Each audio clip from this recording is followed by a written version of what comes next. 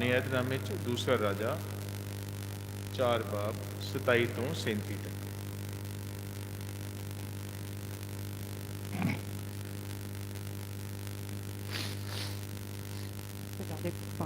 पढ़ेंगे दूसरा राजा 4 बाब 27 तक। वो पहाड़ पर परमेश्वर के भक्त के पास पहुंची और उसके पाँव पकड़ने लगी। तब गहेजी उसके पास गया कि उसे धक्का देकर हटाए, परंतु परमेश्वर के भक्त ने कहा, उसे छोड़ दे, उसका मन व्याकुल है, परंतु परमेश्वर ने मुझको नहीं बताया, छिपा ही रखा है। तब वो कहने लगी, क्या मैंने अपने प्रभु से पुत्र का वर मांगा था? क्या मैंने कहा था मुझे धोखा न दे? तब अलीशा ने गहेजी से कहा, अपनी कमर बांध और मेरी छड़ी हाथ में लेकर चला जा। मार्ग में यदि तुझे कोई मिले तो उसका कुशल ना पूछना, और कोई तेरी कुशल पूछे तो उसको उत्तर न देना, और मेरी ये छड़ी उस लड़के के मुंह पर रख देना। तब लड़के की माँ ने अलीशा से कहा, यहोवा की ओर तेरे जीवन की शर्त मैं तुझे ना छोड़ूंगी। इसलिए वो उठकर उसके पीछे पीछे चला। उनसे पहले पहुंचकर गहेजी ने छड़ी को उस लड़के के मुंह पर रखा, परंतु कोई शब्द न सुन पड़ा और ना कोई हरकत हुई। तब वो अलीशा से मिलने को लौट के आया और उसको बतला दिया, लड़का नहीं जागा। तब अलीशा घर में आया, तब क्या देखा कि लड़का मरा हुआ उसकी खाट पर पड़ा है। तब उसने अकेले भीतर जाकर द्वार बंद किया और यहोवा से प्रार्थना की। तब यहोवा चढ़कर लड़के पर इस रीति से लेट गया कि अपना मुंह उसके मुंह से और अपनी आंखें उसकी आंखों से और अपने हाथ उसके हाथों से मिला दिए, और वो लड़के पर पसर गया। तब लड़के की देह गर्म होने लगी। तब वो उसे छोड़कर घर में इधर उधर टहलने लगा और फिर चढ़कर लड़के पर पसर गया। तब लड़के ने 7 बार छींका, अपनी आंखें खोली।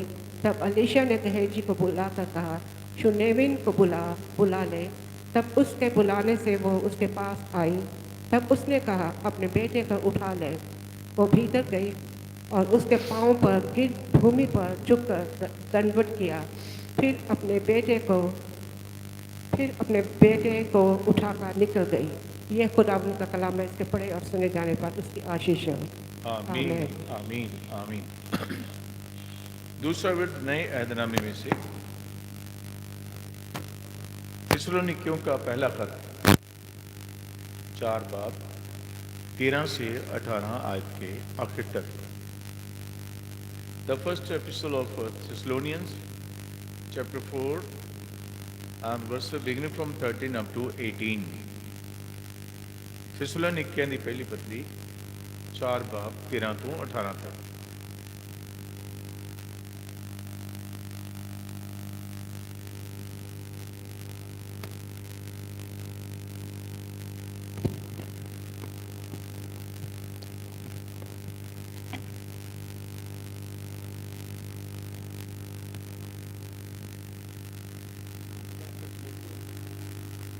पहला 4 बाब 13 ਤੋਂ 18 तक।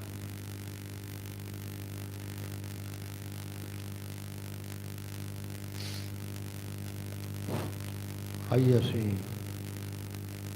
मुकद्दस बाइबल शास्त्र थिस्सलुनीकिया उसका 4 गए 17 ਤੋਂ 13 ਤੋਂ 18 तक असी पढ़ांगे। हे भरावो, ਅਸੀਂ नहीं ਚਾਹੁੰਦੇ ਜੋ ਤੁਸੀਂ ਉਹਨਾਂ ਦੀ ਵਿਦਿਆ ਤੋਂ ਜਿਹੜੇ ਸੁੱਤੇ ਪਏ ਹਨ ਅਣਜਾਣ ਰਹੋ।